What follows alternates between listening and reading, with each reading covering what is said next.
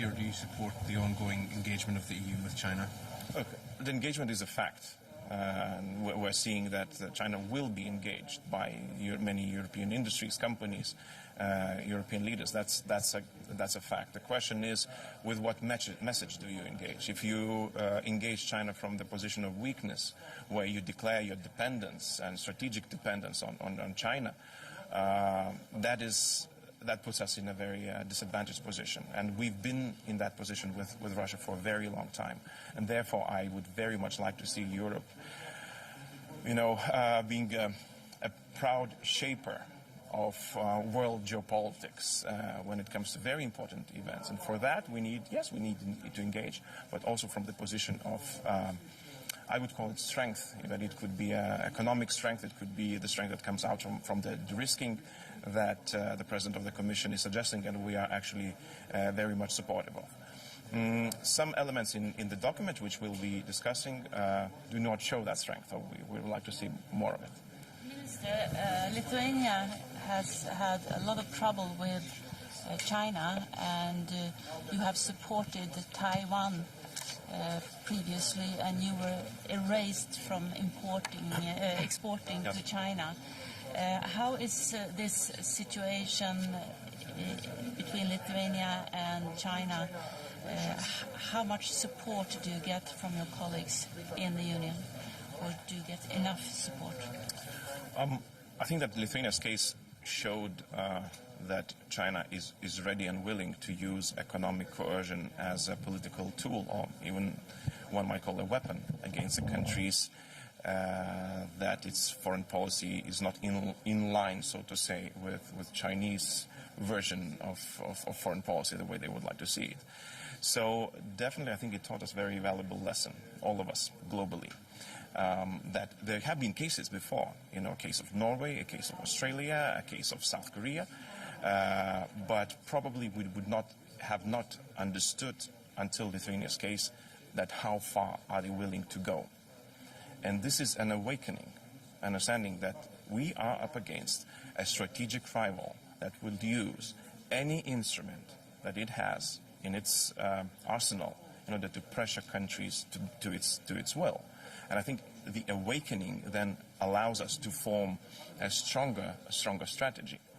So we received assistance, we received political help, and I mean we found our way out. So we are back as an exporting country to China. We're able to export. I think that China does not like a position that actually it put itself in. Cornering. They thought that they will corner Lithuania into a position, but it actually worked out differently. So they wanted to get away from it. So it's definitely better. But again, it has been an awakening call, and I'm glad that now here we're actually discussing a new reality, a different reality that also Lithuania was part of creating. What is your prime message to Foreign Minister Kuleva?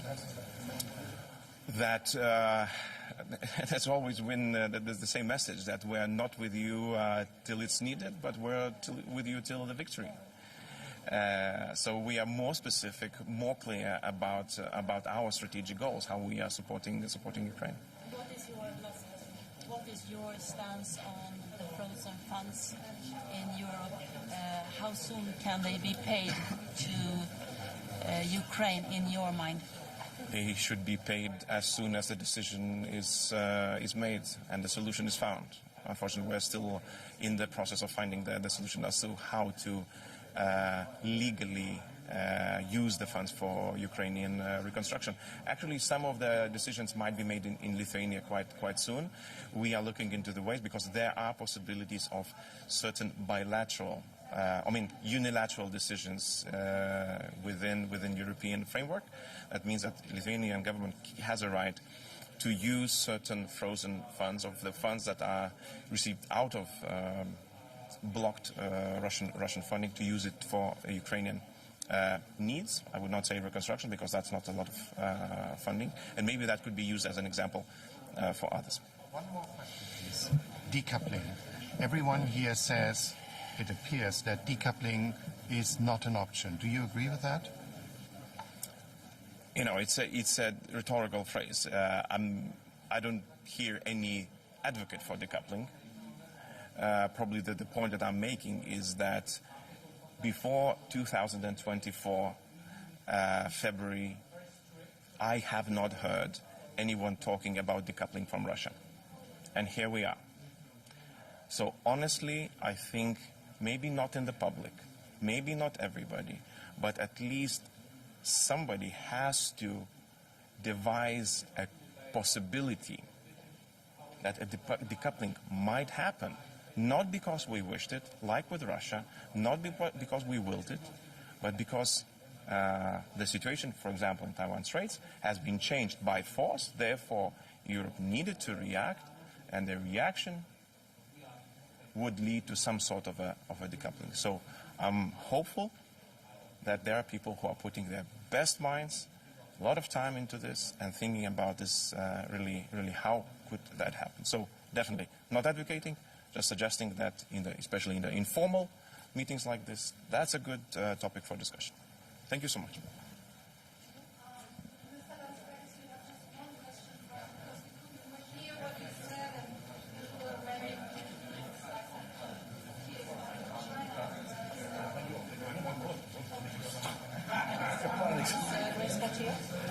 Thank you.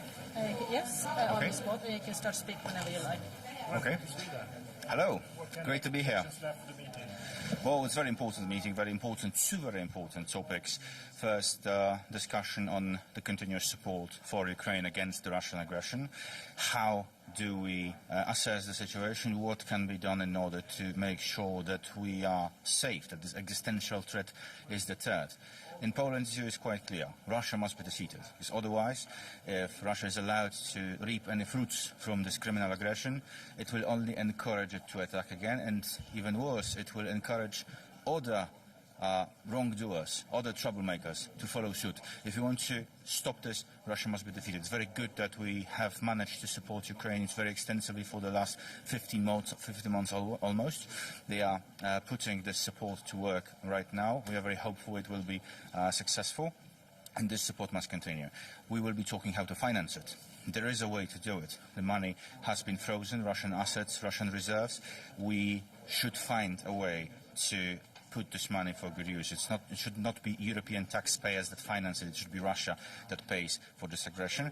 And there are tools to do it. Political will is needed, and I hope to discuss this today with my fellow ministers. The other. On this?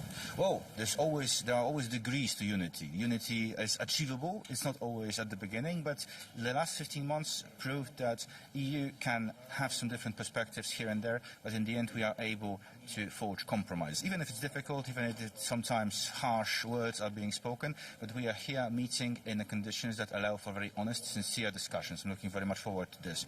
Another topic that we'll be discussing is our position towards EU-China policy. How are we going to assess the current situation? What are we doing? How are we going to recalibrate the EU position? How are we going to be united vis-à-vis this very important global partner, also very important global rival? We have to admit that there is a rivalry.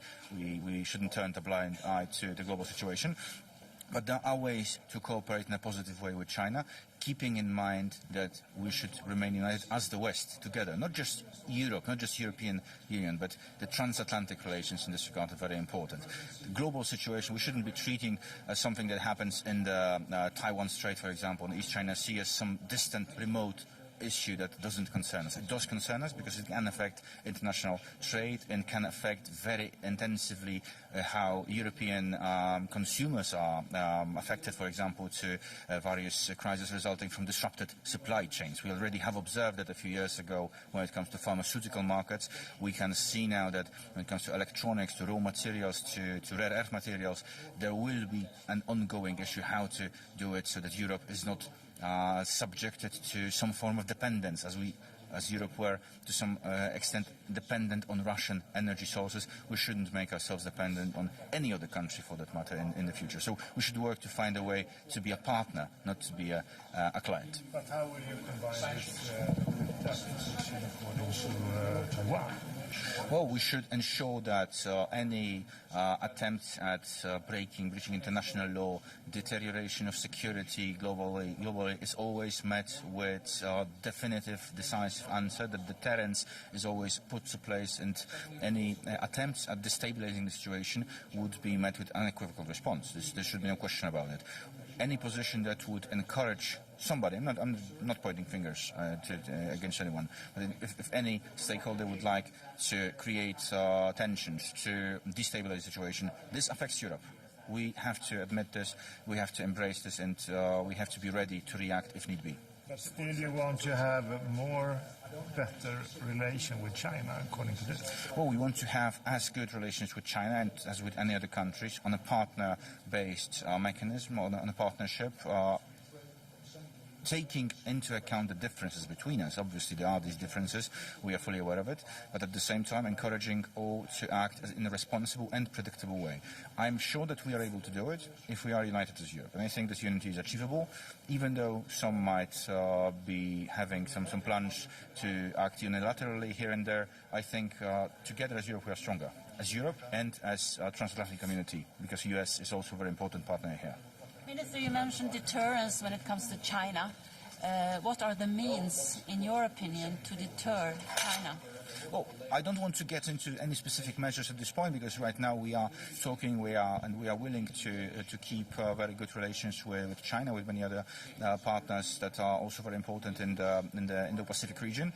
What is very important is to declare unequivocally that any attempt at the destabilizing situation would be met with European answer, European and transatlantic answer. This is very important to keep it. I think we can draw some conclusions from our approach to Russia. If we would have been more decisive before, let's say, 2021, if the approach, the willingness to be stronger would be then better coordinated, if this voice of Europe would be more visible and less equivocal, then perhaps Russia would have been deterred. We know that many errors have been made when it comes to EU-Russia policy in the past. We shouldn't repeat these errors vis-à-vis any other major partners.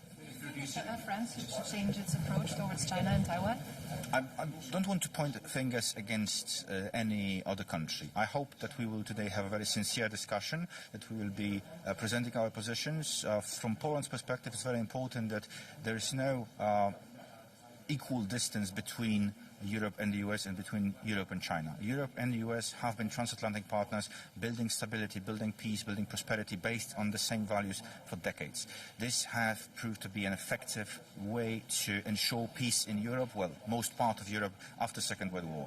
This is a successful policy, this is a successful alliance. We should continue this, and I think if we are united with the US, with Canada, with other partners that are like-minded to us, then we will be also able to have better relations together with China and with other countries that might be thinking differently right now. Do you support control of exports or trade with China?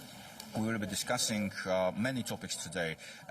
Depending on the specific ideas, there is a very extensive document presented by the European External Action Service. This is very good food for thought, and we will be discussing it. We will see what will be achieved. I hope that whatever will be achieved in the spirit of European unity. Minister, do you believe, as the French, for example, do, that China can play a positive role in bringing peace to Ukraine?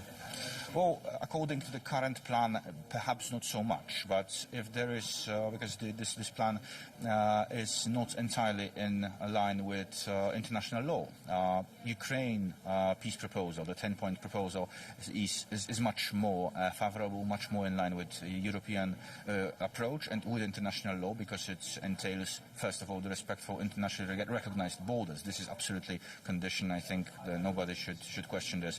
And I hope, though, but it's not that we completely reject Chinese or any other country that would like to be involved, would like to be helpful. Any idea to help achieve peace, not just quick peace, but also stable, permanent peace, is welcome. But it always has to be in line with international law. So not optimistic? Well, optimistic, much more optimistic than it would have been, let's say, if there wouldn't be any progress in the last 15 months. But we were able to make a lot of progress, and I hope that it will will still continue, that we will still be able to support Ukrainian victory against this Russian imperialistic war. How do you assess Vladimir Putin's current position in Russia? His position is still quite strong, unfortunately. He's still the dictator, the president, but Russian state is obviously in a worse and worse shape.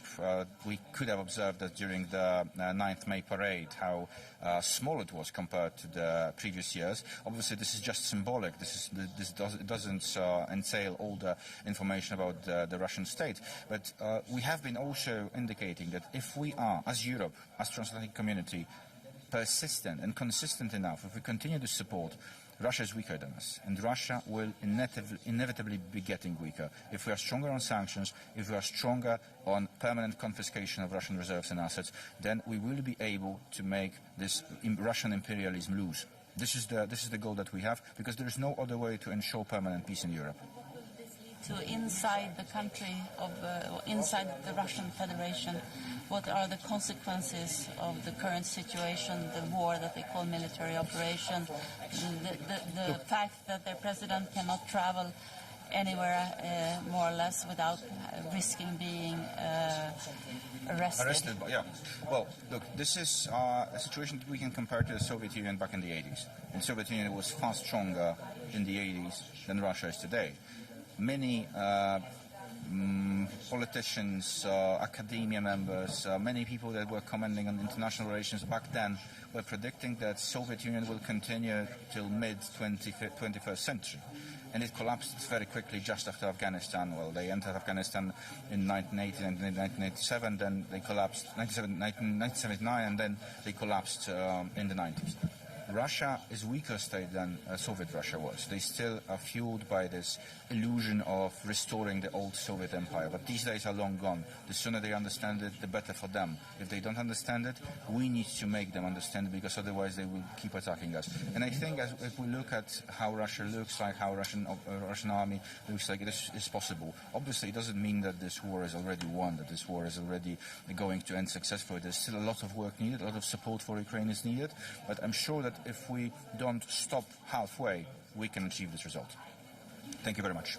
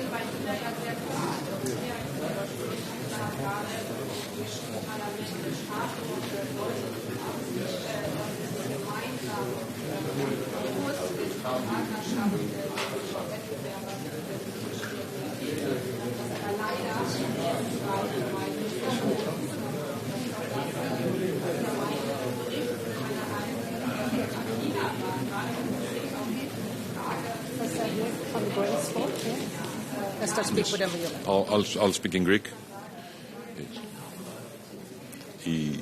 Η σημερινή συζήτηση, έστω και στο άτυπο Συμβούλιο για την Ουκρανία, είναι εξαιρετικά σημαντική. Διότι στην Ουκρανία κρίνεται συνολικά η ευρωπαϊκή υπόθεση όσον αφορά την εδαφική ακεραιότητα αλλά και τα ανθρώπινα δικαιώματα. Θα ήθελα όμως να τοποθετηθώ και για ένα άλλο εξαιρετικά σοβαρό ζήτημα. Την σύλληψη ενός μέλους της ελληνικής μειονότητας, του Φρέντι Μπελέρη, υποψήφιου δημάρχου στην Χιμάρα της Αλβανίας, μαζί με ακόμη έναν Έλληνα. Θα ήθελα να πω ότι αν δεν υπάρχουν αδιάσυστα στοιχεία, η σύλληψη υποψηφίου δημάρχου 2 μέρες πριν από τις εκλογές είναι ένα απόλυτο σκάνδαλο. Ενημέρωσε γι' αυτό ήδη τον είπατε εκπρόσωπο τον κύριο Μπορέλ και τον Σουηδό Υπουργό Εξωτερικών ως ασκούντα την Προεδρία. Η ελληνική κυβέρνηση θα το παρακολουθήσει εξαιρετικά στενά. Επαναλαμβάνω, κάτι άλλωστε επαναγνώρισε και ο Πρωθυπουργός Ράμα. Η σύλληψη υποψηφίου δημάρχου 2 μέρες πριν από εκλογές, εάν δεν υπάρχουν αδιάσυστα στοιχεία, συνιστά σκάνδαλο.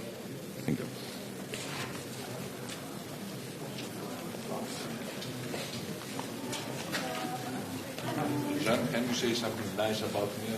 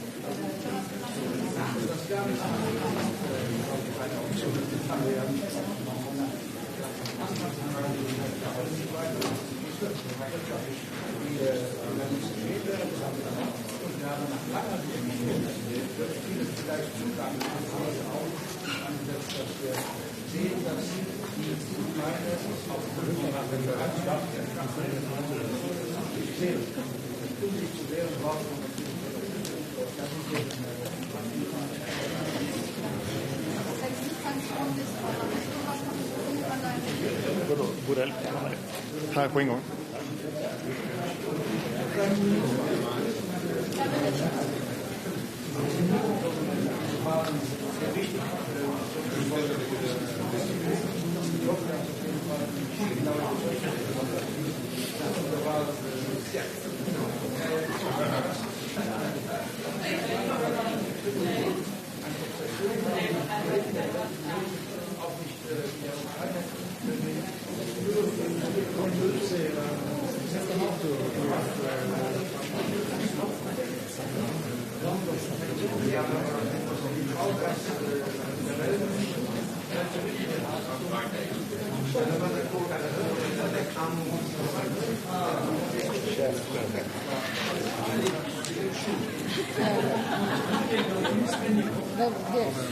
It would be much easier. So stand on your grey spot here, please. In the grey spot. Welcome to Sweden. Welcome. Very happy to be Sweden and nice weather. Look, Spain. What kind of expectations do you have for the meeting today? Well, today's meeting has 2 points.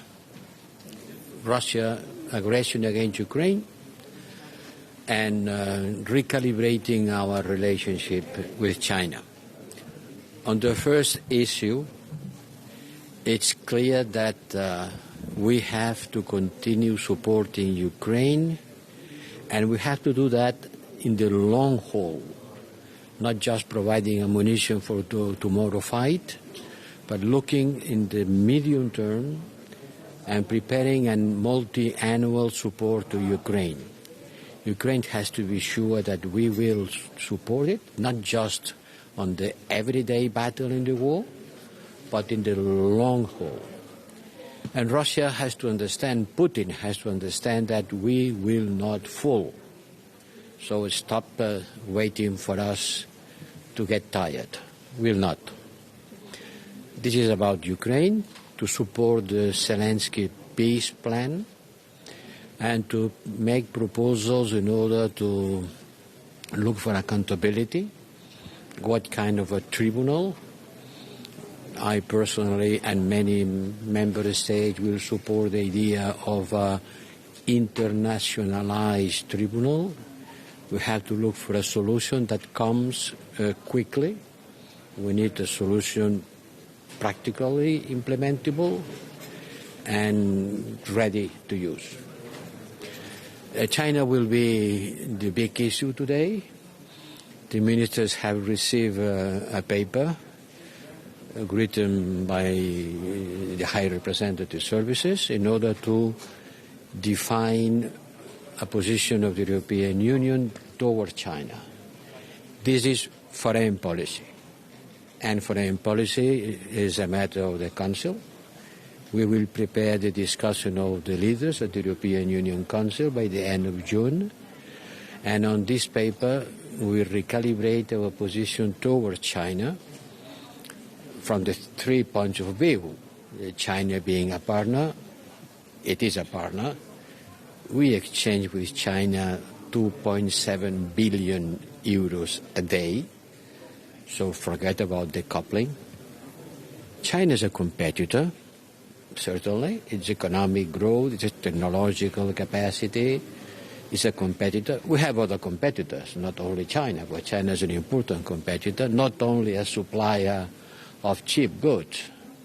And third, our systems, our political and economic systems are different, completely different. We are multi-party democracy. They are a single party. We are a market economy. Chinese economy is being driven by the state. So we are very different. And in the world, we are rivals because we present our models to the rest of the world. But we have to engage with China. I think the key word is engaging and reducing dependencies. Engaging and competing, both things. The word engaging has a lot of meanings. It is impossible to try to solve the most important global challenges without a strong engagement with China. China is burning more coal than the rest of the world together. So forget about solving the climate change without a strong engagement with China. And this is going to be the discussion of the member states. The paper is a very calibrated paper in order to put in evidence the fact that we need more unity. Europe has to be more united if we want to be relevant on the emergency of China as a great power. The European member states have to be more united and act in accordance with a common policy. And it is the task of the foreign affairs ministers to build it. What about Taiwan in this issue? Taiwan is part of the strategic challenges that we have with China. With China, we have a problem of values, as I said before, different systems, human rights, different approaches. We have a problem of economic competition and economic security, and we have an issue of strategic security. And on strategic security, there are two main issues: Taiwan and the war of Russia against Ukraine. On Taiwan, we are on the same place that we have been always. Taiwan matters. We are following China policy, and we want the de-escalation in the zone. What's happening in Taiwan matters a lot for us. So how could you combine this with China? Well, this is what diplomacy does. The first thing to say is that we cannot have a normal relation with China if China doesn't use the strong influence that China has on Russia in order to stop this war. The attitude of China towards the war in Ukraine is the second strategic security issue that we will discuss today. Are you afraid of China's reaction regarding what was announced on sanctions for Chinese firms circumventing the EU sanctions? There is no decision taken. And the treaty doesn't talk about sanctions, it talks about restrictive measures. These are proposals for restrictive measures of the triangle trade between Europe, China and Russia. There is no decision taken yet, not even started the discussion. The member states will have to discuss that on the following days. And finally, the Council will adopt a decision. The situation in Israel and Palestine now, there have been statements from your side. Has there been any attempts by the European Union to actually intervene to facilitate a ceasefire, or you've been only supporting Egyptian attempts or the Arab ministers' attempts? We are ready to do whatever necessary and useful. I've been talking with my Egyptian colleague, the Emiratis. We are not launching an European initiative. There are already enough initiative. What we have to do is to support the ones who are in the lead. The ones who are in the lead is the African Union and the Arab countries. High Representative, and a question on South Africa and the reports that might be delivering weapons to Russia. How concerning is that? And does it mean that the European outreach to emerging economies is not working? It certainly needs more engagement. One of the things that we have to discuss is how we reach out more and better with hedging countries. Countries who vote in the United Nations against invasion, but afterwards they are not as strongly as we would like to be against invasion. And there are countries who doesn't condemn the invasion in the United Nations. So yes, we have to engage more with people who are not exactly in the same position than us. And this is part of the paper. About South Africa, I only have press news. Mr. Borrell, the Turkish opposition is complaining about Russian interference in the elections. Are you concerned as well? Well, the European Parliament has been voting about it. There is a resolution of the European Parliament that talks a lot about Russian interferences in elections, even in the country I know best. So yes, certainly, it's a matter of concern. How tricky is it for the EU to sanction foreign firms?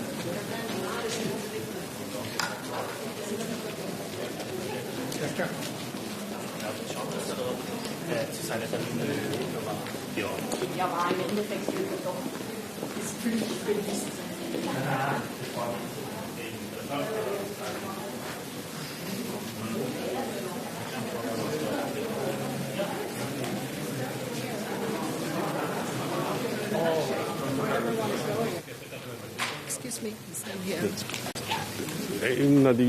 sarà un incontro di brainstorming su tutta una serie di tematiche che riguardano il futuro, come affrontare il futuro dei rapporti con l'Ucraina, il sostegno dell'Unione Europea, e poi ci sarà una discussione strategica sui rapporti con la Cina. E su questo cosa dirà l'Italia a riguardo? Su questo vedremo, perché sono discussioni, ci toglieranno anche i telefoni, quindi è una discussione di brainstorming. Credo che il Presidente del Consiglio abbia parlato abbastanza chiaramente l'altro ieri a Praga. Quindi ci sono stati cambiamenti recenti riguardo alla posizione con la Cina, quindi c'è che unione nell'Unione Europea? L'Unione c'è una riflessione su come lavorare con la Cina, nessuno la vuole contrapporsi alla Cina naturalmente, e quindi dobbiamo trovare il modo più equilibrato e bilanciato per rapportarci. Grazie. C'è una riflessione in corso a livello del governo. There is a reflection within the government on this. Thank you. So you can start speaking whenever you like. So, hello. I'm perfect. So I will make 3 messages what we are going to put on the table today. First is that we must support Ukraine until Ukraine will win the war, politically, and also we must do the European Union decision about the 1 million rounds ammunition as soon as possible. The Estonian government has decided to do our part already, so we hope that the other governments are following as well the promise, because Ukrainians, they need this support. The second is that we must discuss, we must give the very clear message to Ukrainians for the next steps joining them to NATO. We must say it loudly and clearly during the Vilnius summit. And the third very important topic is that Putin and his puppets must be brought to trial under the international tribunal. This is a very important topic. So, what do you think about the 11th package of sanctions? Do you think targeting countries or companies inside countries, isn't that please be annoyed with the EU and the European conference? I'm satisfied with the 11th package. Estonia has put many offers in as well, and it is also important that Kara-Murza process, these people who are connected with Kara-Murza process, they will be sanctioned. And also the third country's transportation through the Russia, this is there. So I'm satisfied. Okay. Following the remarks of the Chinese ambassador, how hopeful are you, or are you quite dismissive of the prospect of China playing a positive role in the We very clearly announced, and this is well known, that Estonia is an independent country since 1918, and we were under the Soviet occupation 50 years. I was amazed that China's ambassador made this kind of statement, but I was very happy that this support came very strongly from the democratic world. Beijing has announced as well that there has not been any change of the China policy, but I take it as a test of our unity, and we are united on that value-based topics. Minister, would you be open to sanctions against Chinese companies who might help the circumvention of sanctions? This is a topic what we must discuss all together as a European Union. Our position is that the European Union must have the common foreign policy towards China as well. But any sanctions which are lowering Russian war machine are useful. But this is a pretty strong political decision, but we discuss. How divided is Europe on China, you think? Sorry? How divided are European countries when it comes to China? Of course, China trying to play bilateral games as well. All the economical relations with China are also political ones. China using economical relations as political ones. But if we want to be successful, then we must act together as united, as a European Union. So this is our clear message. So. China's role as a peacemaker in Ukraine, play a role in Ukraine, or are you skeptical about that? If there will be a peace, and this peace must be made under the President Zelensky and Ukrainians' plan, this is clear.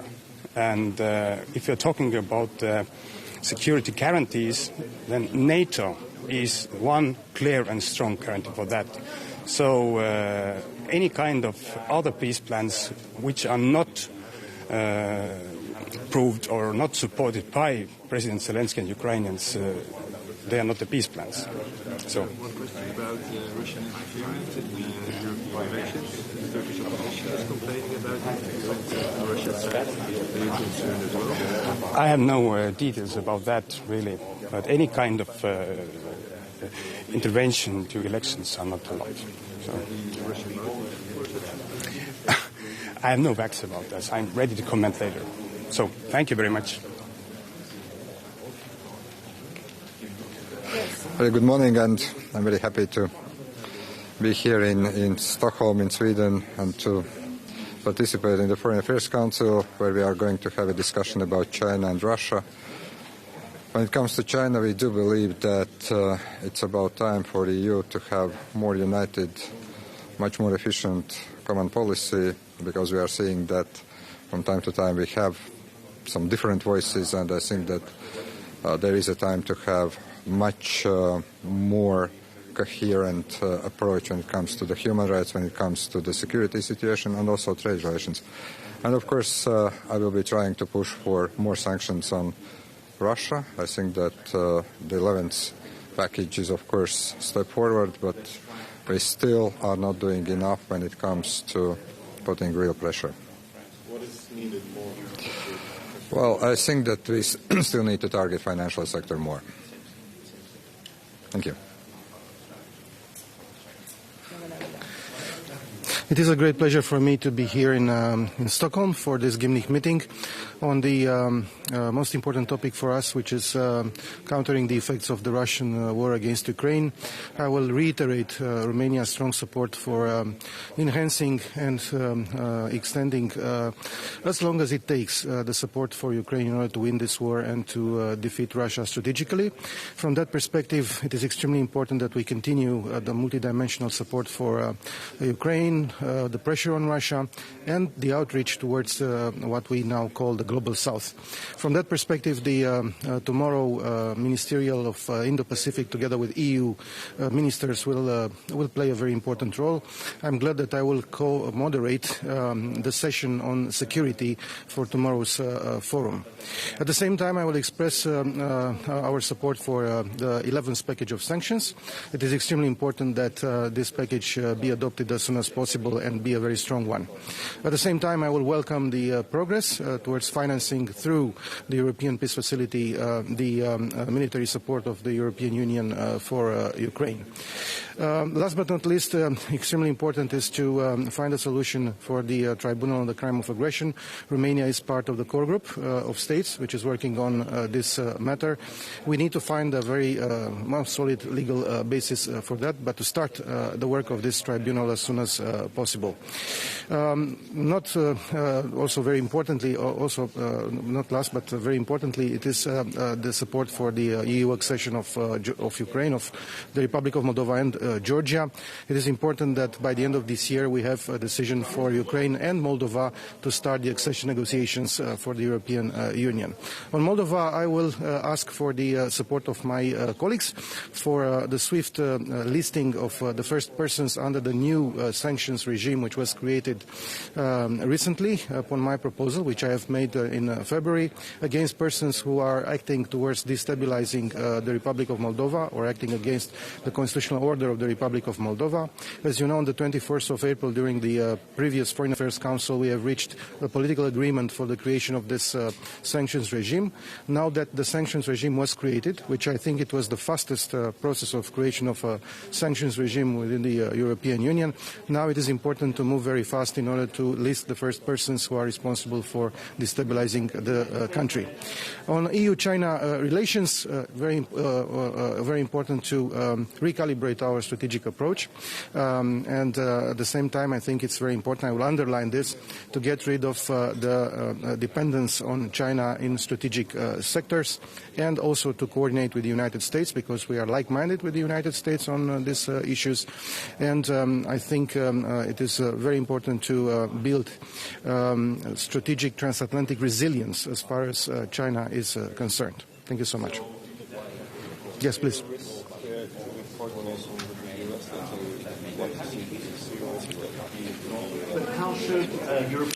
As far as Romania is concerned, I do not see any kind of risk. I think it's very important that we coordinate with the United States as far as China is concerned. Of course, the European Union has its own views and interests, but we are the same community of values and security with the United States, that's for sure.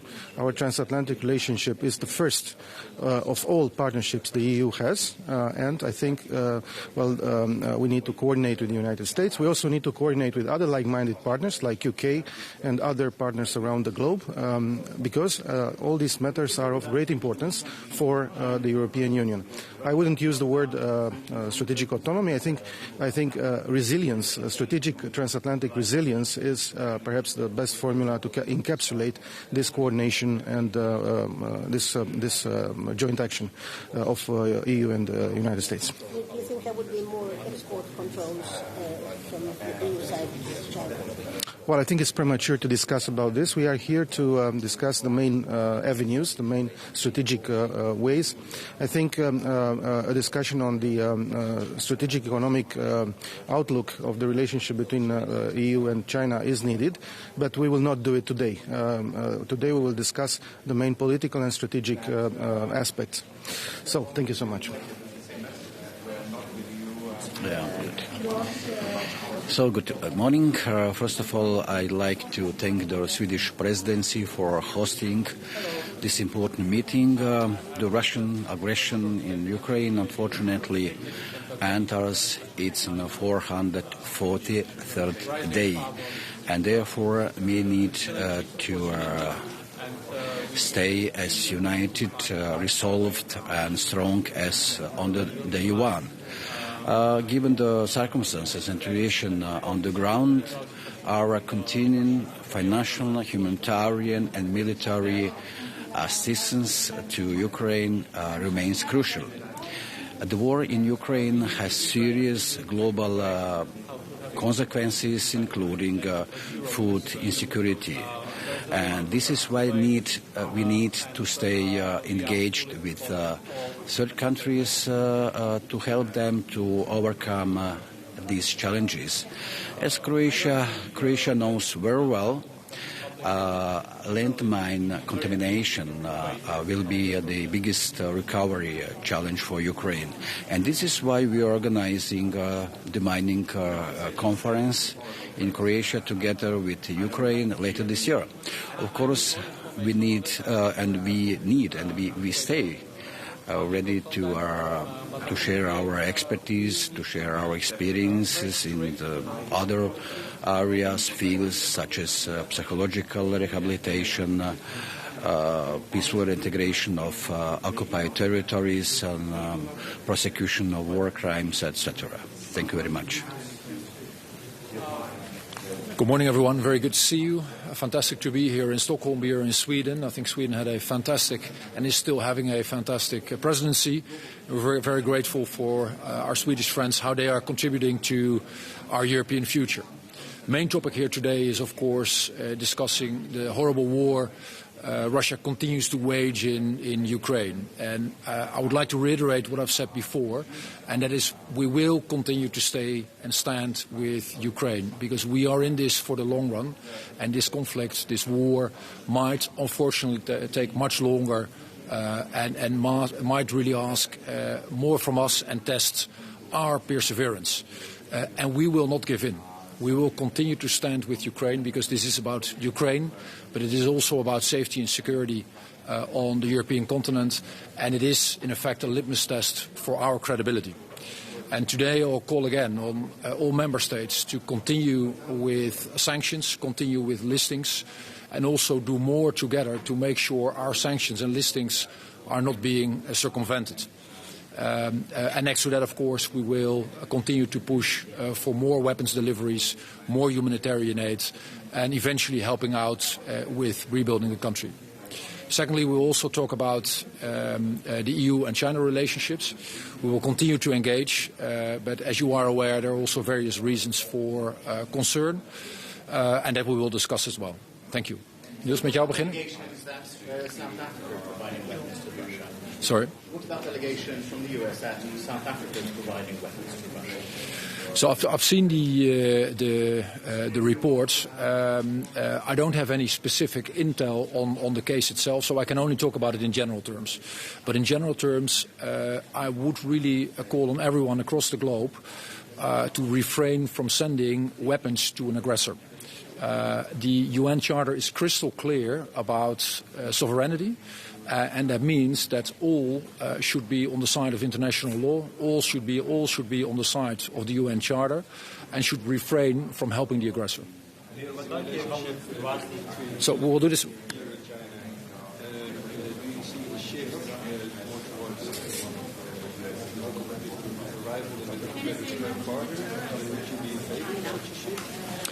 Well, what we've said before is that there are multiple layers to this relationship, And clearly we want to continue to engage with China on safety and security, on business, on climate change, which is a topic which affects the whole wide world. And yet at the same time there are also various reasons for concern. Clearly human rights, domestic interference in the Netherlands but also in other countries, cybersecurity, and of course, we also continue to call on our Chinese partners to articulate to Russia that they have to stop this war.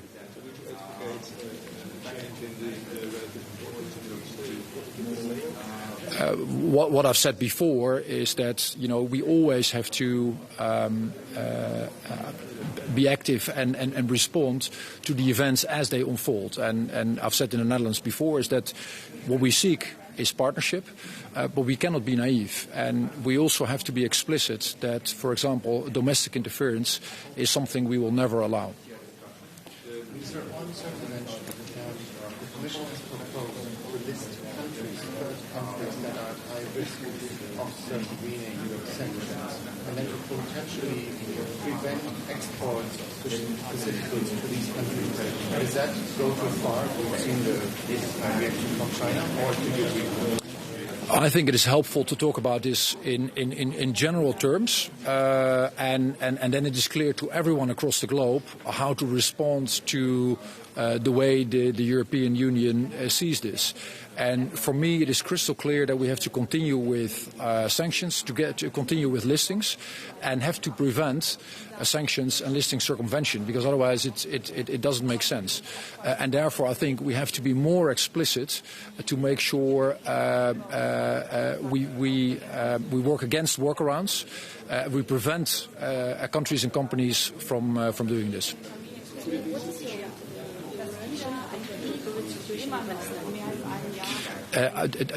What I've said before in public is that we call on all parties to refrain from indiscriminate attacks, and that it is of tremendous importance for all the people involved to sit down and make sure we finally start working on a two-state solution. There is no alternative.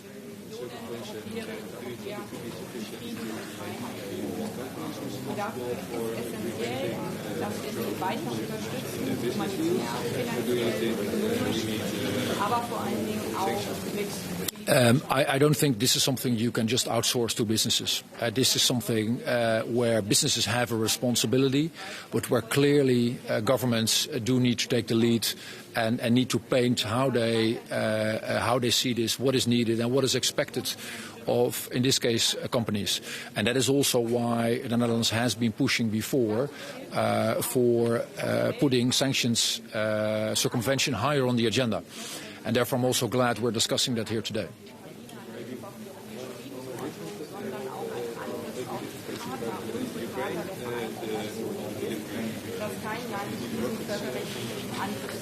Yeah.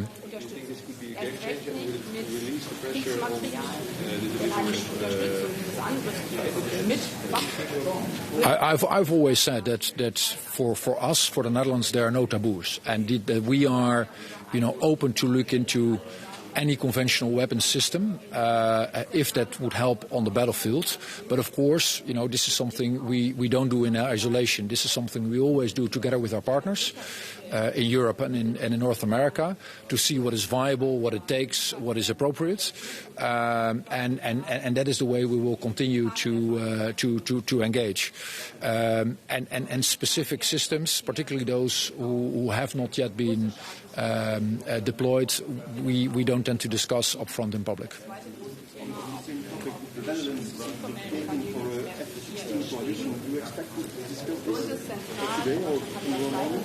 What we have said is that for us there are no taboos, and that we do need to look into what is needed to win the war, and we're not upfront excluding any type of weapon systems. And yet, and that is something I've been saying all the time, this is not something we do in isolation. You do this with partners in Europe and in North America.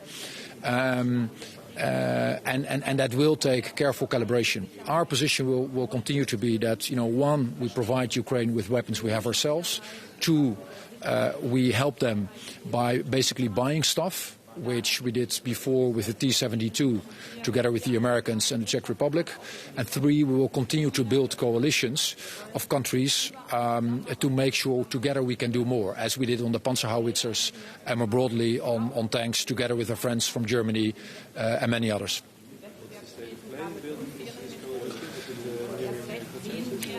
You know, it is as always with coalition building.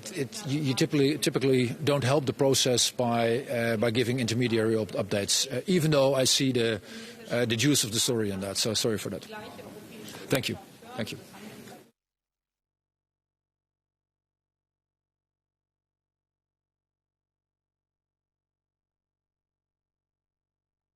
I have to stand on very spot. Yeah, yes. Okay. Er wird nichts dem Zufall überlassen. Jetzt wird momentan sehr viel über das 11. Sanktionspaket diskutiert. Da geht es ja um Drittstaaten, über deren Umweg dann exportiert wird. Wer soll da jetzt belangt werden? Wie ist da der Stand der Dinge? Also Sie wissen, dass meine grundsätzliche Regel ist, und das habe ich seit Februar letzten Jahres eingehalten, dass wir über diese Pakete nur hinter geschlossenen Türen reden sollten und erst dann an die Öffentlichkeit, wenn wir eine Einigung haben. Wir stehen kurz davor. Und ja, es ist ja bekannt, dass es die Idee gibt, dass wir auf jene Staaten zugehen, sage ich jetzt einmal diplomatisch, die offensichtlich Plattformen für die Umgehung der Sanktionen sind. Also auf gut Deutsch, wenn wir merken, dass ein Produkt aus Europa, das wir auf Sanktionen gesetzt haben gegenüber Russland, plötzlich sozusagen explosionsartig im Export in einen gewissen Drittstaat geht und von dort dann nach Russland, dass wir die Möglichkeit hätten, hier mit Handelsbeschränkungen zu reagieren. Das ist Neuland für die Europäische Union, aber ich glaube, es ist richtig und wichtig, dass wir dies tun, weil ich glaube, man sollte die Welt nicht schwarz-weiß malen und sagen, alle müssen sich den Sanktionen anschließen. Das wissen wir, ist nicht realistisch. Aber es ist ein Unterschied, ob man sich den Sanktionen nicht anschließt oder sie bewusst umgeht und damit also unsere Politik gegenüber Russland in diesem Konflikt unterminiert. Ich habe den Eindruck, es gibt auch sonst viele Extrawürste, Sie können jetzt noch nicht im Detail darüber sprechen, aber trotzdem, wenn man sich Belgien die Diamanten ansieht, die Automobilindustrie, wo es jetzt ja auch um Mittelklasse-Autos geht, sind Sie optimistisch, dass das gestalten wird? Also ganz offen, ich glaube, wir sollten das nicht kleinreden. Wir haben seit dem 24. Februar 2022 10 Sanktionspakete zusammengebracht. Wir reden jetzt von einem 11. Ich glaube, wir sollten hier noch glauben, dass wir hier noch sozusagen einen Automatismus haben und jeden zweiten Monat ein neues Paket schnüren. Wir haben das massivste Sanktionsregime gegenüber Russland auf den Weg gebracht, zusammen im Konsens der 27 Mitgliedstaaten, das sollten wir nicht kleinreden. Dass es natürlich Bereiche gibt, wo einige Staaten oder wir zum Schluss kommen, gemeinsam als Europäische Union, dass wir hier noch keine Sanktionen machen, finde ich, ist legitim. Man sollte solche Diskussionen auch nicht als schlecht bezeichnen. Das ist nun einmal der Prozess der Willensbildung in offenen demokratischen Gesellschaften, wie wir es sind. Und noch einmal nicht kleinreden, was wir bisher geschafft haben.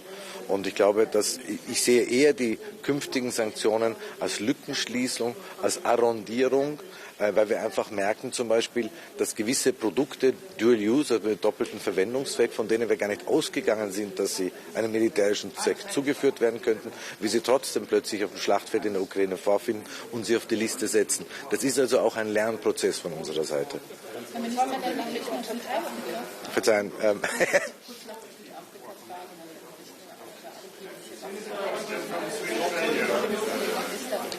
das ein Beweis, dass sozusagen europäische Outreach zu solchen Ländern bisher nicht funktioniert? Also ich glaube, das ist genau eines der Themen, das mich sehr beschäftigt in diesem Jahr und, glaube ich, uns alle beschäftigen wird massiv, die Frage des Outreaches.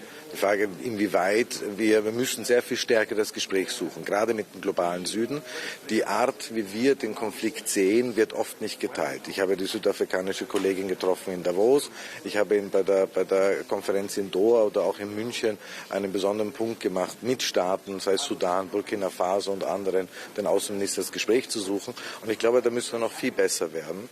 Es muss uns schon zu denken geben, dass jene Organisation, nämlich die Europäische Union, nämlich Europa, der größte Geldgeber bei der Entwicklungshilfe, bei der humanitären Hilfe weltweit ist, dann trotzdem in so einer Situation gegenübersteht, wo Russland es offenbar gelingt, uns als den Imperialisten, als die Kolonialisten hinzustellen. Das muss uns zu denken geben, dass unser Softpower, unser Outreach offenbar weit schwächer ist, als wir es selber angenommen haben. Herr Schreiber, wie macht man das denn mit der Türkei, mit dem Wirtschafts- oder mit China? Da wissen wir ja, es Also ganz offen, ich habe ja gesagt, dass wir erst darüber reden sollten, wenn das Paket da ist. Ich sage auch nicht, dass es leicht sein wird, umzusetzen. Es ist schon eine Route ins Fenster, die wir da stellen. Das ist Neuland, das machen wir zum ersten Mal. Und da wird es dann sicher auch schwierige Diskussionen zu einzelnen Drittstaaten geben. Absolut.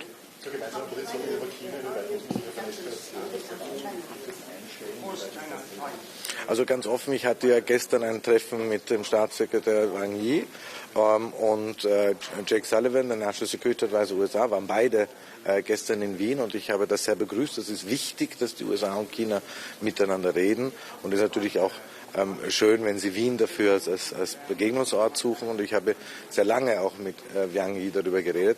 Ich glaube, die wesentliche Botschaft ist, ja, es ist ein systemischer Rivale, aber eben nicht nur. Wir haben Thema, Stichwort zum Beispiel Klima oder auch anderes, wo wir mit China zusammenarbeiten müssen, wo auch Russland noch dabei ist, apropos, wenn wir an die COPS-Konferenzen denken.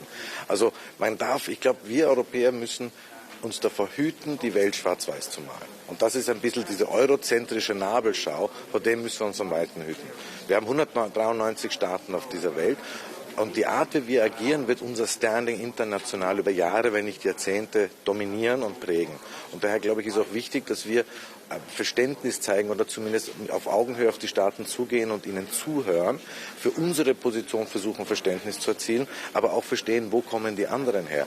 Ich war vor 3 Wochen in Vietnam, ein Staat, der sehr ähnlich in seiner Analyse ist zu uns.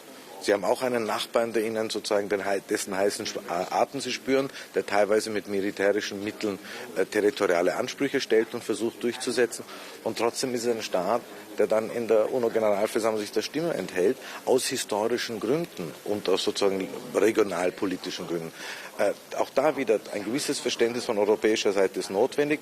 Die rote Linie sollte sein, sind da Staaten, die bewusst die Sanktionen unterlaufen, unterminieren und daher stumpf machen, oder sind da Staaten, die aus anderen Erwägungen einfach sich nicht den Sanktionen anschließen?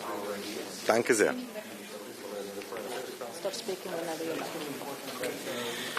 Hello. It's a very important Gymni, of course. We are discussing Russia, developments there. Hopefully the issue of the 11th sanction package is ongoing. We will, of course, discuss Ukraine as well. President Zelensky just visited Finland and we had a meeting with our president and the prime ministers from Nordic countries and discussed about the Ukrainian peace plan proposed by Ukraine, and that has, of course, all our support. And then we will discuss about the China topic. It's an important discussion, and of course we also need to plan a strategy for de-risking with China while we are maintaining the engagement with China. China is a very important partner when we think, for example, climate issue globally. Minister, it's all about circumventing sanctions against Russia. Exactly.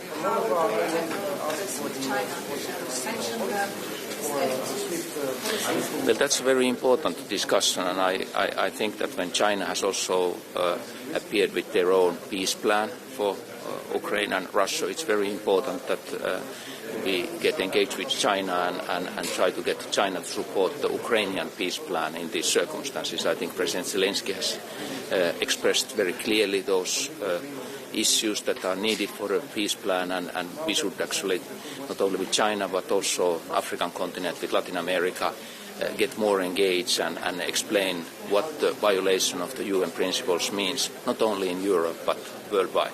Minister, the United States alleged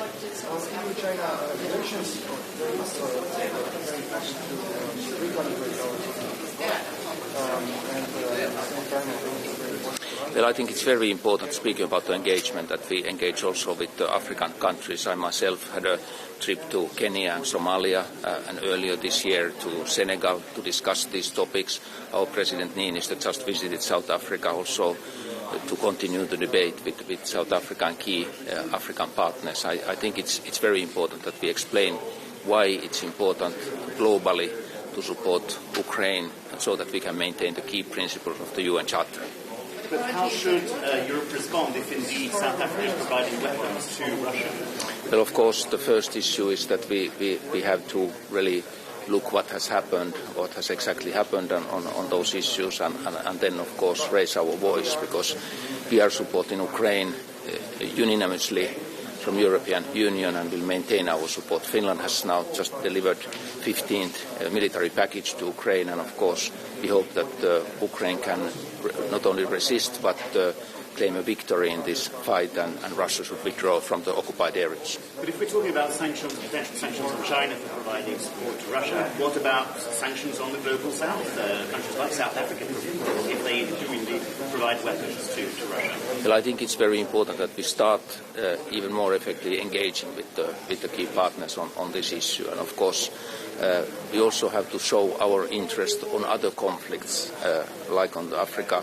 We are following very closely what's happening in Sudan, and I think Europe shouldn't be one-sided in a way that we only concentrate what's happening now during the Russia's attack against Ukraine, but we also show solidarity in those cases that are important for other continents, like the conflict in Sudan. Thank you. Hello. I want to just have a very short statement that today we will have a significant and very important discussion on China, which as a rising power poses certain challenges, opportunities, and we as EU need to find a clarified way how to approach that. So that will be my mission here today, and of course we need to continue our discussion on Russian imperialism and the war in Ukraine. So, yeah. Way of thinking about how circumventing sanctions. China doesn't. We need to be very actively looking for ways how to have a geopolitical impact as Europe, as the EU. There is a multiple practical ways, and we are fully supporting all necessary measures to happen to do so. What is your check? I don't think that it's now time to discuss it publicly, but generally we need to be very actively looking for ways how to approach that.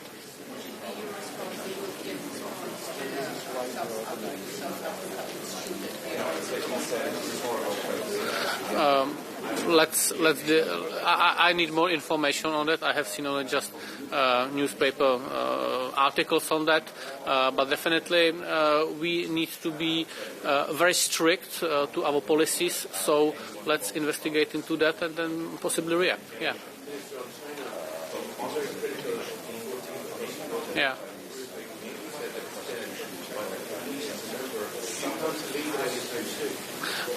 This is up to debate, but this is how it is right now.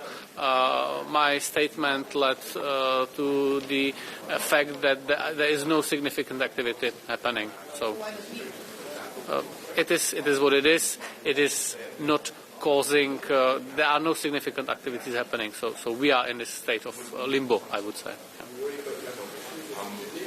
I don't think that this is about repercussions. Look at 3 Baltic countries which left without any kind of repercussions. So it is definitely not about that. Thank you very much. But one question, please, okay, because I'm taking the time. So how to do it with China? I mean, they are sending weapons, they are sending stuff to Russia. Well, so first of all, it's a good step here that we have this a discussion that would allow us to form a strategic stance. What I would like is that the stance would be that the messages that we are sending to China would come from the position of strength. We also have instruments, and we also have arrangements that we possess that could be used as a leverage on changing China's position on one case or another. So it's not just a position of weakness. It's not just a position of dependence or risk assessment that would not allow us to risk from China. So that would be my message here to the colleagues, that the paper in principle is not bad, that was proposed by Mr.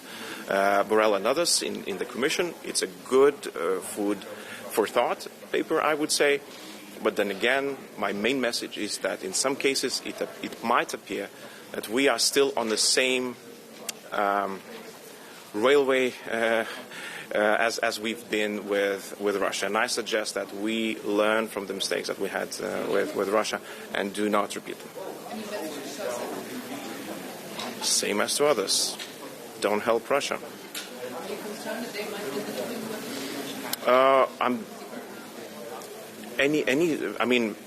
Look, the point is that we are worried about any country supporting Russia.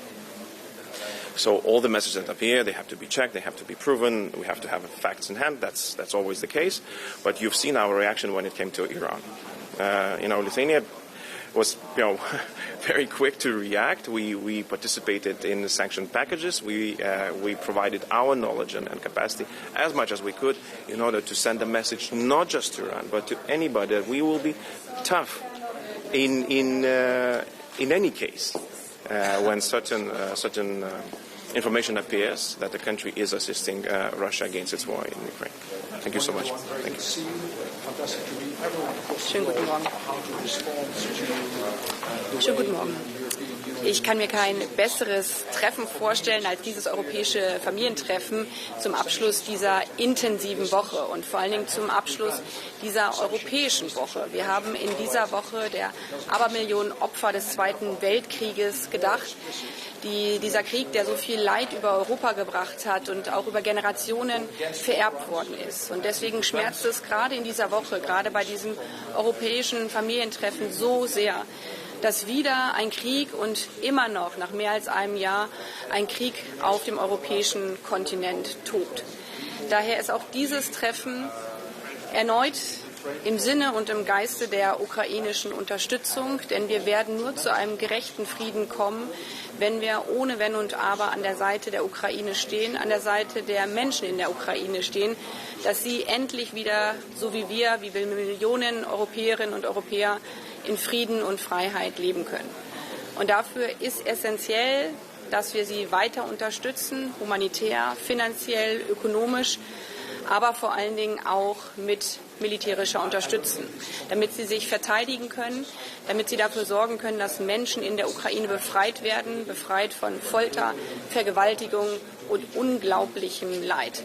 Wir werden daher weiterhin mit Artillerie unterstützen, mit Munition unterstützen und alles dafür tun, dass die Ukraine in Freiheit leben kann.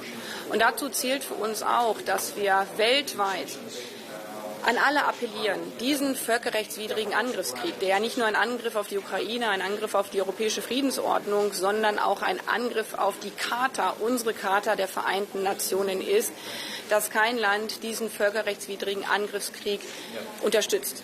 Erst recht nicht mit Kriegsmaterial, denn eine Unterstützung dieses Angriffskrieges mit Waffen würde bedeuten, dass man Teil eines völkerrechtswidrigen Angriffskrieges ist.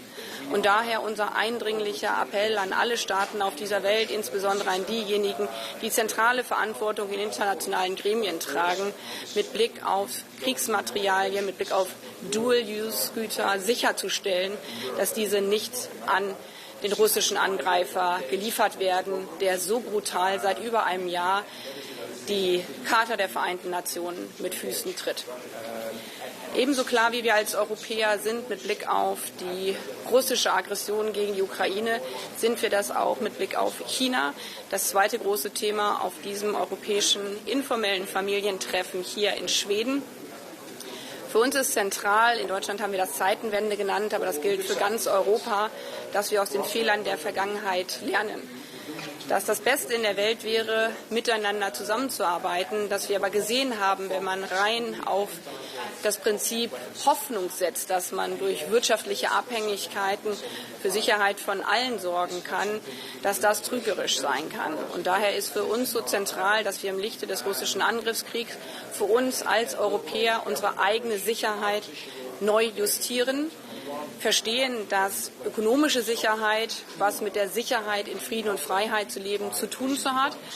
Und daher gibt es von uns als Europäerinnen und Europäer auch hier eine klare Botschaft, gerade auch mit Blick auf China, dass wir deutlich machen, wir wollen überall zusammenarbeiten, wo Zusammenarbeit möglich ist, weil die Welt eigentlich mehr Zusammenarbeit braucht. Aber wir sehen auch, wenn andere mit uns in Wettbewerb treten, gerade mit unfairen Methoden.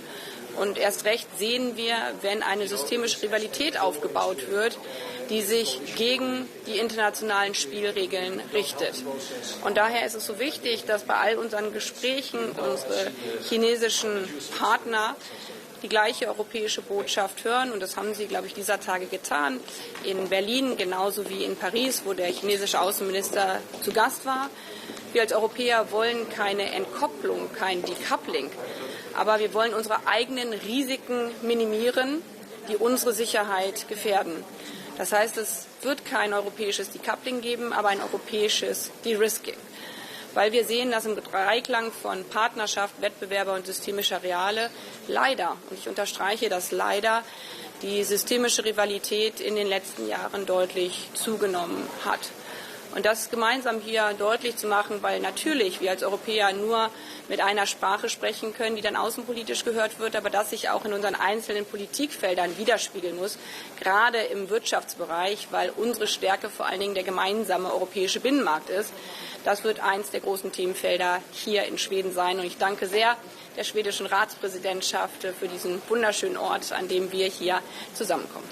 Die Europäische Kommission hat vorgeschlagen, die Möglichkeit zu schaffen, auch Staaten zu listen, wenn es so aussieht, dass aus ihnen Sanktionen, EU-Sanktionen gegen Russland begangen werden. Gerade auch vor dem Hintergrund, dass es offensichtlich sein dürfte, dass auch ein Land wie China sowas nicht passieren kann, wenn die Regierung in China das nicht zumindest toleriert. Unterstützt die Bundesregierung diesen Vorschlag der EU-Kommission? Wir unterstützen nicht nur, sondern wir stehen mit allem, was wir haben, für die Einhaltung von internationalem Recht, weil das die Grundlage für ein friedliches Zusammenleben auf dieser Welt ist und weil das die Grundlage dafür ist, dass wir für die Sicherheit unserer Bürgerinnen und Bürger in Deutschland und in Europa sorgen können. Und deswegen richten sich Maßnahmen, die wir auch rund um den russischen Angriffskrieg auf den Weg bringen, nicht gegen einzelne Staaten weltweit, sondern sie unterstreichen unser Eintreten für die regelbasierte internationale Ordnung. Und wir haben in den letzten Monaten leider, auch hier sage ich deutlich leider, feststellen müssen, dass es immer mehr Indizien gibt, dass einige Staaten auf der Welt, vielleicht auch einige Unternehmen, aber die in Staaten dann beheimatet sind, dass es Indizien dafür gibt, dass es doch zur Lieferung von Kriegsmaterial kommen könnte. Insbesondere mit Blick auf Dual-Use-Güter. Und deswegen hatte ich dort, wo es dazu Indizien gab, immer wieder sehr deutlich nachgefragt, ob es diese Lieferungen gibt. In China hat man ja deutlich gemacht, dass man keine Kriegsmaterialien liefern würde. Das ist ein wichtiges Zeichen. Erst recht von den Staaten, die ja im Sicherheitsrat dafür verantwortlich sind, den Weltfrieden zu wahren. Und wir diskutieren jetzt hier mit Blick auf das Sanktionspaket eben die Frage, was wir tun, wenn es doch dazu kommen sollte, dass Unternehmen oder auch Länder, das weiß man nicht, diese Sanktionen untergraben. Und da geht es nicht um Wirtschaftssanktionen, sondern es geht spezifisch darum, dass wir verhindern wollen, weil wir für die Charta der Vereinten Nationen eintreten, dass aus anderen Staaten Kriegsmaterialien nach Russland geliefert werden. Das würde ja eine direkte Unterstützung eines völkerrechtswidrigen Angriffskriegs mit Kriegsmaterial bedeuten. Ich übersetze das nochmal richtig auf Deutsch. Das würde bedeuten, dass mit Waffen aus anderen Ländern von Unternehmen, die keine russischen Unternehmen sind, im Zweifel Kinder in der Ukraine getötet werden, Kinder in einem völkerrechtswidrigen Angriffskrieg getötet werden. Und wir machen deutlich, dass wir davor als Europäer nicht die Augen verschließen. Wir machen deutlich, dass eine Unterstützung mit Waffenmaterial eines völkerrechtswidrigen Angriffskrieges natürlich auch von europäischer Seite entsprechend Konsequenzen hätte, weil es hier nicht nur um die europäische Friedensordnung geht, sondern die Einhaltung der Charta der Vereinten Nationen. Aus meiner Sicht eigentlich eine Selbstverständlichkeit für jedes Land, was für den Frieden in der Welt einsteht. Das heißt, Sie würden nicht davon zurückschrecken, trotz der chinesischen Warnung am Dienstag, dass Sie auch chinesische Firmen sanktionieren in Blick auf die Russland-Sanktionen.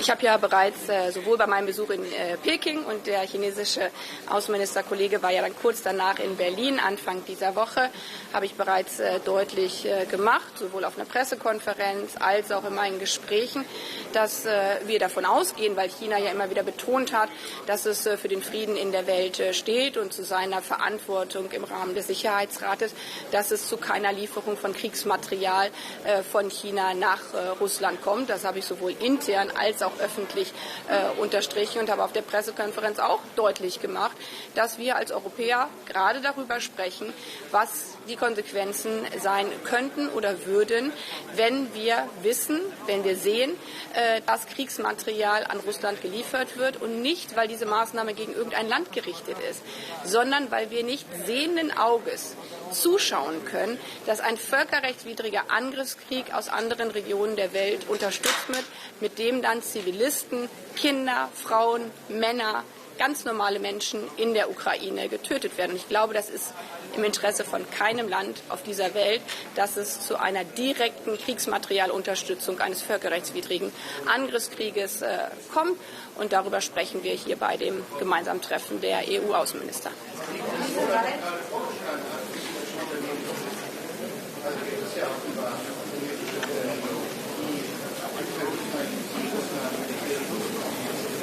Ich glaube, wie das bei allen EU-Vorlagen ist, also wir bräuchten uns ja nicht treffen, wenn wir schon vorher wissen, was am Ende bei rauskommt, habe ich jetzt ja dreimal unterstrichen, dass wir hier zusammenkommen, um genau darüber zu sprechen. Und ich glaube, Sie haben sehr klar vernommen, wie meine Position dazu ist.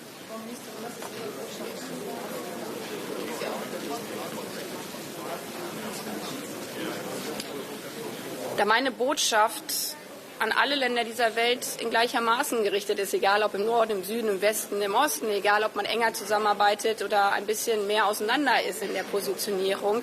Das Wichtigste auf dieser Welt ist, diesen brutalen Angriffskrieg endlich zu beenden. Da muss die Weltgemeinschaft zusammenarbeiten. Da gibt es Appelle nicht nur von EU-Staaten, da gibt es über 140 Staaten der Vereinten Nationen, die diesen Appell deutlich gemacht haben. Da gibt es Erklärungen der G20-Staaten, wo sowohl Südafrika als auch China mit dabei sind, dass dieser Krieg schnellstmöglich beendet werden muss. Und wenn man diesen Krieg beenden möchte, dann müssen die Bombardierungen von Russland, dann müssen die Raketenangriffe eingestellt werden. Wenn man allerdings Waffen liefern würde, um den Angreifer zu unterstützen, dann ist das ja das Gegenteil der Beendigung eines Krieges. Dann wäre das die Verlängerung eines völkerrechtswidrigen Angriffskrieges. Und daher nehmen wir alle Berichte sehr, sehr ernst. Ich bin sehr besorgt darüber, dass es diese Berichte jetzt gegeben hat. Aber wir verteidigen hier das internationale Recht. Und deswegen beziehen wir unsere Informationen nicht einfach nur aus Zeitungslektüre, sondern wir werden denen mit unseren internationalen Partnern nachgehen, natürlich auch hier das Gespräch suchen. Und das ist, wie gesagt, einer der zentralen Punkte, auf dem wir hier als auch europäische Außenminister diskutieren. Wie können wir alles dafür tun? Und da geht es überhaupt nicht um Bestrafen, sondern es geht darum, die Rechtsordnung international wiederherzustellen. Wie können wir alles dafür tun, dass dieser furchtbare Krieg endlich zu Ende geht? Was sagen Sie Ihren internationalen Partnern und vor allem der Ukraine, wenn Sie ihnen sagen, dass andere EU-Staaten im Vergleich zum Inlandsprodukt einen viel größeren Anteil für die Unterstützung der Ukraine aufwenden als Deutschland das tut? Mich wundern manchmal diese Diskussion, aber es ist auch nicht die Ukraine, wie es auch nicht das Deutschland gibt. Zum Glück gibt es eine Vielfalt in Deutschland, genauso wie es eine Vielfalt in der Ukraine gibt oder in jedem anderen Land der Welt. Und in all meinen Gesprächen mit denjenigen, mit denen ich spreche in der Ukraine, natürlich zuallererst mit dem ukrainischen Außenminister, aber auch mit der Regierung, aber auch mit vielen Menschen in der Ukraine, da erlebe ich immer wieder, wie sehr die Menschen deutlich machen, dass die Unterstützung, die sie aus Europa erfahren, aus Deutschland erfahren, humanitär, wirtschaftlich, aber gerade auch mit militärischer Hilfe, wie wichtig das ist, weil es um ihr Überleben geht. Und dafür tun wir alles, dass wir diese Unterstützung weiter vorantreiben in jeglichen Bereichen. Und ich würde da gerne auch mal den Fokus darauf lenken, weil einfach Zahlen gegeneinander zu halten, es gibt ja schöne Sprichwörter, wie das mit den Statistiken ist, die man so selber erstellt, dass es so wichtig ist, dass es eben nicht nur um direkte militärische Unterstützung geht, sondern dass Robert Habeck zum Beispiel in der Ukraine war und deutlich gemacht hat, wir sind auch bereit, mit staatlichen Mitteln Investitionen abzusichern. Das ist das, was es braucht, damit wir gerade mit Blick auf die wirtschaftlich desolate Lage, logischerweise, wenn die Hälfte der Infrastruktur zerstört ist in der Ukraine, dass wir dafür ein Vertrauen schaffen, dass Unternehmen auch dort investieren.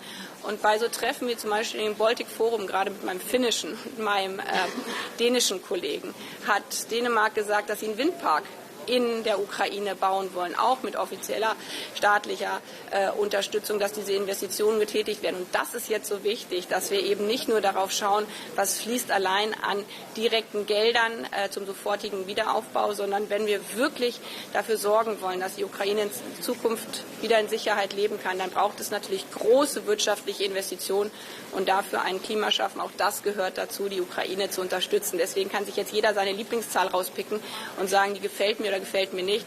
Das Entscheidende ist, ein Sicherheitspaket für die Ukraine zu schaffen, und zwar für die nächsten Jahre, für die nächsten Jahrzehnte, was sich aus unterschiedlichen Teilen zusammensetzt. Das ist die Perspektive, der Weg in die Europäische Union. Das ist die wirtschaftliche, ökonomische Unterstützung mit direkten Investitionen. Das ist natürlich der komplette humanitäre Bereich, Schulen, Krankenhäuser, alles, was es dafür braucht. Und das ist leider nach wie vor auch die militärische Unterstützung, weil dieser brutale Krieg noch nicht zu Ende ist.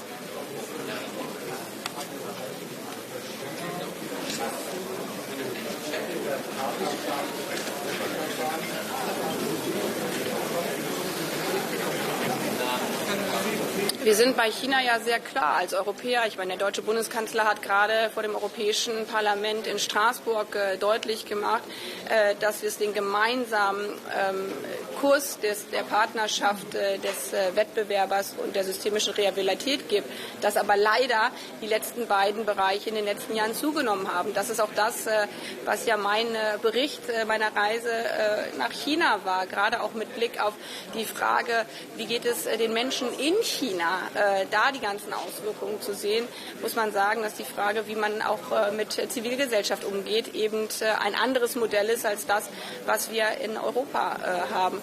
Meine französische Kollegin hat auf der Pressekonferenz in Paris ja deutlich gemacht, dass die Strategie des De-Riskings die zentrale Leitlinie logischerweise für Frankreich ist und für Gesamteuropa ist. Wir haben hier ein Non-Paper, was wir diskutieren, was offensichtlich nicht mehr so non ist, weil es auch schon in der Zeitung davon berichtet wird. Aber ich glaube, auch an diesem Papier, was wir hier noch diskutieren und deswegen noch nicht formal abgeschlossen ist, sieht man aber, dass die Linie, die auch Ursula von der Leyen in Peking oder beziehungsweise vor der Reise nach Peking sehr, sehr deutlich gemacht hat, dass das gemeinsame europäische Verständnis ist. Und das ist mir wichtig. Es bringt überhaupt nichts, wenn Deutschland eine China-Strategie formuliert und dann 10 andere europäische Länder ihre China-Strategie, sondern unsere Stärke ist unser Miteinander. Wir sind nicht die größten Länder auf dieser Welt, aber die Europäische Union in Gänze, insbesondere der europäische Binnenmarkt, die haben natürlich eine Kraft und eine Stärke, die wir nicht unterschätzen sollten und die wir selbstbewusst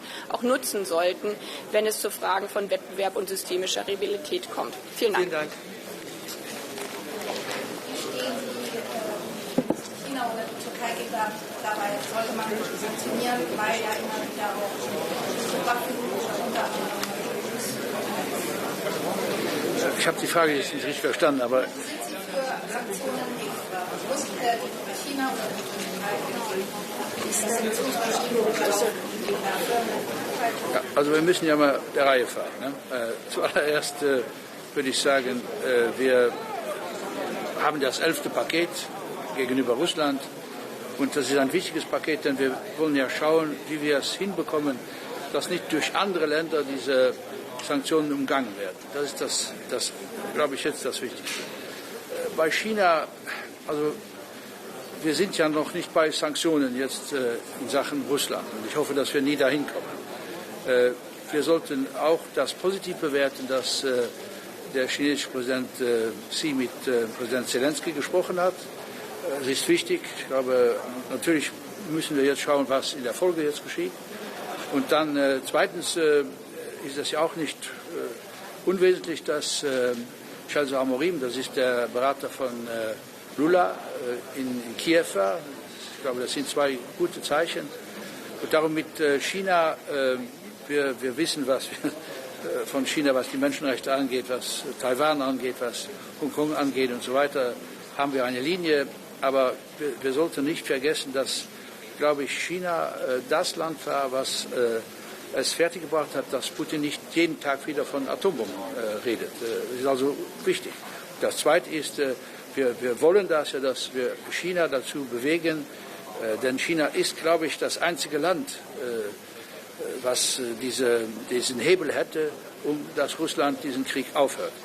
Das andere ist, wir wissen jetzt, haben ja diese Rede von Putin gehört am 9. Also wir haben ein Ziel als Europäische Union. Wir wollen helfen, dass dieser Krieg beendet wird. Wenn man Putin zugehört hat am 9. Mai, kann man eigentlich nicht herausspüren, warum er diesen Krieg führt. Er führt Krieg, um Krieg zu führen. Es scheint ihm total egal zu sein, dass noch Zehntausende Menschen in den nächsten Monaten riskieren, ihr Leben zu verlieren. Darum, er wird diesen Krieg nicht gewinnen, solange wir natürlich im Westen helfen, auf der Linie, wo wir sind, mit den Sanktionen und natürlich mit auch Waffen. Und die Munitionsfrage haben wir deblockiert. Ich hoffe, dass das wirklich auch umgesetzt alles werden kann. Das ist das, was wir tun können. Es gibt eigentlich, was die europäische Position angeht, jetzt nichts, was neu wäre. Das Einzige ist, wir haben das nicht zu entscheiden, wann diese Offensive stattfindet. Das ist die Sache der Ukrainer. Und wir haben ja morgen Dimitrov Kuleba bei uns, der uns vielleicht sagen wird, wie natürlich die Offensive der Ukraine, das geht ja nicht wie der Start der Tour de France. Das steht ja nicht in allen Zeitungen, wann das geschehen soll und wie das geschehen soll. Aber ich glaube, dass wir als Europäische Union wirklich daran glauben müssen, dass die Ukrainer, die sich jetzt so gewehrt haben, während mehr als einem Jahr, dass sie auch die Fähigkeit haben zu wissen, wann und wie sie das machen mit der Gegenoffensive. Also das gar nichts machen, das ist, glaube ich, keine Option. Das haben wir ja nicht gemacht von Anfang an. Wir haben von Anfang an gesagt, wir können nicht weitermachen mit Russland wirtschaftlich, wie wenn nichts geschehen wäre. Das haben wir gemacht. Und wir haben nach langer Diskussion, für viele vielleicht zu lang, aber haben wir auch uns eingesetzt, dass wir sehen, dass die Ukraine aufgrund von Artikel 51 der Charta der Vereinten Nationen sich wehren kann. Und um sich zu wehren, braucht man natürlich dann noch Mittel. Und das ist eben Waffen und Munition.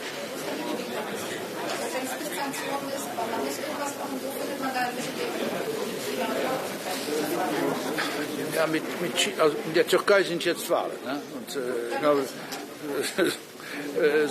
diese Wahlen sind sehr wichtig. Die Türken wissen bestimmt, was sie tun. Und ich hoffe das auf jeden Fall. Und ich bin auch überzeugt, dass die Demokratie nach dieser Wahl gestärkt wird.